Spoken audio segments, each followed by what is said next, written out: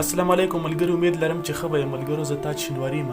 نن یو ویډیو در سره شیر کوم چې یو ډېر غټ پیغام او یو ډېر غټ میسج پکې پروت دی. نو مهرباني وکړئ دا ویډیو ټول نه مخکې ضرور شیر کړئ. د کاري صاحب دا یو بیان دی، زه دا تاسو سره شیر کوم. دا بیان ما سره مکمل واورئ او د بیان نه مخکې یو دوه خبرې درته کوم چې هغه دوکانداران چې هغوی ته الریډي پته وي چې یاره دا غوړي سبا لګرانږي یا دا بوره ګرانږي یا دا نور هر قسم سامان یې هغه سبا لګرانږي، نو په هغه ورځ باندې هغوی دا شی نه خرڅوي په چا باندې په هغه ریټ باندې. سبا چې کله هغه شی ګران شي نو بیا هغه نه پس بیا په ګران ریټ باندې خرڅوي. نو ملګرو ډېره سخته ډېره عظیمه ګناه ده. د کاري صاحب د بیان بیا تاسو واورئ.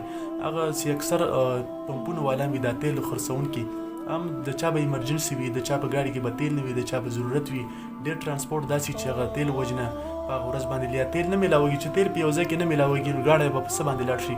نو ما وایي چې دا ویډیو تاسو سره شیر کړم. نو مهرباني وکړئ چې دغه دنیا ګټې نه ځان دومره ګټې مه خوئ چې تاسو هغه دنیا ځان له پرې خرابوئ.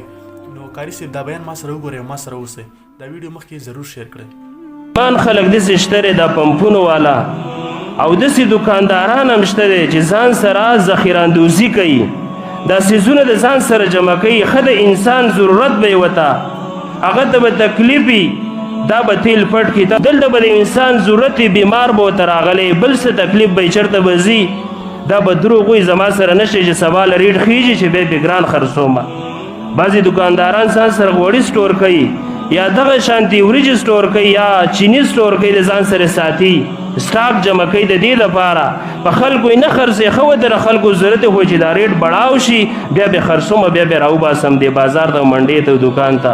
حدیث د مسلم کې راغلی، نبی علیہ السلام فرمایي لا یحتکرو، دا جمعواله ذخیراندوزي نه کوي الا خاطئون، مگر دا ګناهګار سړی کوي. کم سړی چې ګناهګاري زمارو دا ګناه د ګناه ذخیراندوزي به نه کوي چې د انسان ورته ضرورت دی یو شي ته ورته به پټې نه ګورې چې دا زما سره نشته دی.